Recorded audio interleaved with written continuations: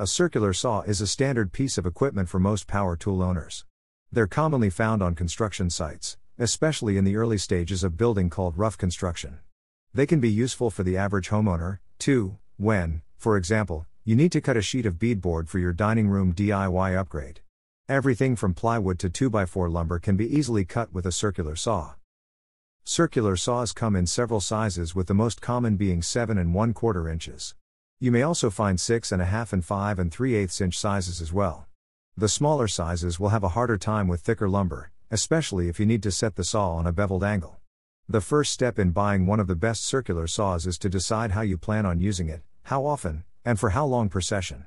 From there, you can determine the power source that works best for you and what size blade you need. Number 1. Bosch 18 volts cordless circular saw. We've tested many circular saws, and this one comes as close to perfection of the form as is possible. Equipped with a standard 7.25-inch blade and an 8Ah battery and weighing 11.6 pounds, it's a nimble cutter by itself. But the good news gets better: it has an aluminum accessory track, no special shoe or mounting hardware required. Lay the track on the board or plywood and slide this Bosch down it like a locomotive riding the rails. The resulting rip or crosscut is table saw accurate. To control cutting depth, the Bosch circular saw has a thumb latch right above the trigger. Move the latch forward and press down, and the saw's shoe drops. To fine-tune the shoe's position, simply hold it with one hand while pressing down on the latch. When the shoe is where you want it, release the latch. And the amount of blade exposure below the shoe is right where you need it. There's an eco setting that reduces power for light cutting while conserving battery life, and 6 speeds for enough range to make multiple cuts in thin plywood on low to full bore, and maximum blade depth to cut construction lumber. A battery life readout tells you how much charge you have left. Number 2. Metabo HPT 60 volts cordless circular saw. The Metabo HPT embodies aspects of the traditional left blade circular saw that have endeared it to generations of carpenters. Its chief virtue is that it has a high power to weight ratio. This is a fast cutter, even if it's not quite as strong as the DeWalt, Milwaukee, or Flex rear handle saws, but, depending on the saw you're comparing it to, it is almost 3 to 4 pounds lighter. Since house framing is all about speed, weight counts. Shaving a couple of pounds off may equate to finishing the house sooner, which could contribute to your bottom line. But let's say that you're simply a do-it-yourself owner-builder type. This circular saw is a pleasure to use for just about any DIY project. It cuts any typical framing material but also handles the 4x6 pressure-treated timber we use to test rear handle saws, with enough power for full-depth cuts of about 2.5 inches.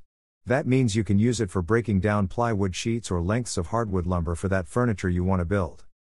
In fact, during our testing, this circular saw did just as well cutting full-depth bevels as it did full-depth rips and crosscuts. Our verdict? Its lightweight, power, and easy handling features help to make this a truly productive circular saw. Number 3. DeWalt 60 volts Max circular saw.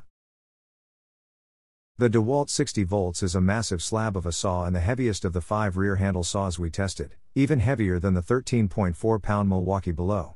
Its chief attribute is cutting power. If you need that, particularly for making long beveled cuts in rafters or cutting wet pressure-treated lumber for decking framing or landscape work, this saw serves nicely for those purposes. The caveat is that it's not particularly nimble. We don't see it as a house framing tool where you need a better combination of lightness and power. Could you frame a house with the saw? Of course, probably doing most of your day's work on a single charge of its whopping 9Ah battery. The saw is well designed, with a comfortable handle and a magnesium shoe with about as much friction as a melting ice cube. For such an unwieldy saw, it slides pretty nicely. Number 4. Craftsman 13-amp corded circular saw. The Craftsman renaissance is real.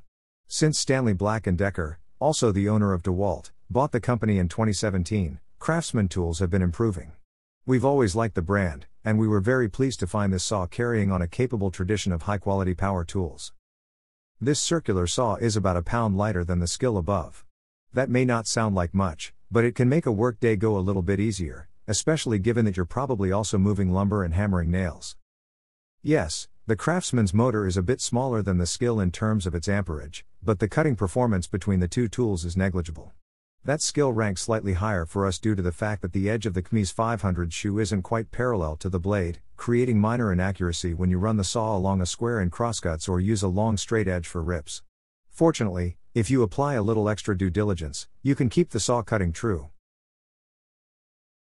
Number 5. Craftsman 20 volts cordless circular saw. We like this 20 volt saw's handling, lightweight, power, and fantastic line of sight to the blade.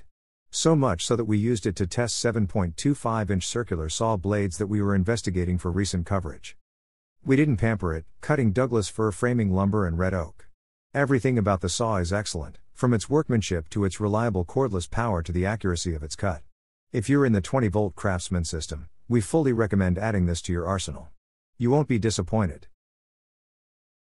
Number 6. Skill 15 amp corded circular saw. Skill has a long history with the circular saw, and it puts that institutional knowledge to good use with this inexpensive but capable tool. Among the homeowner saws we tested, this one is about as close to pro-grade as you can get. And given what it costs and its price-performance ratio, it would be fitting for a contractor to keep this saw on the truck as a backup or a tool. It's accurate and handles well, the depth of cut is easy to adjust, and the shoe is perfectly parallel with the blade. And we were pleasantly surprised by the torque its 15 amp motor provides. Even with the blade fully submerged in lumber for rips and crosscuts, it powered through nicely. The 15 amp motor has the power and performance you need to quickly cut lumber and sheet goods for a room addition, deck and more. The single beam laser guides cuts with increased accuracy, while the integrated dust blower keeps the line of cut sawdust free.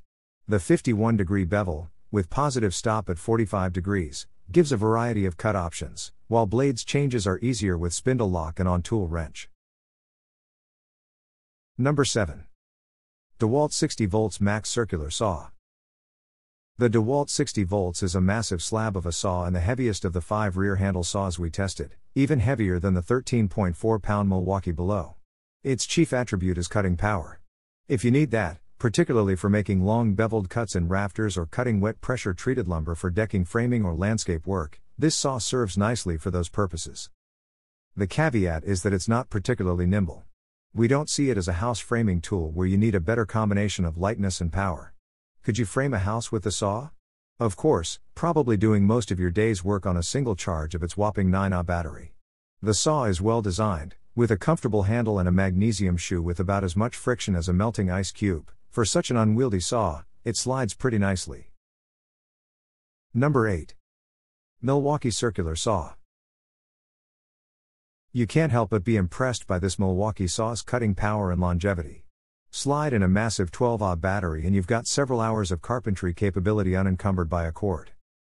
Our 4x6 pressure-treated lumber was no match for it, barely putting a dent in its battery capacity.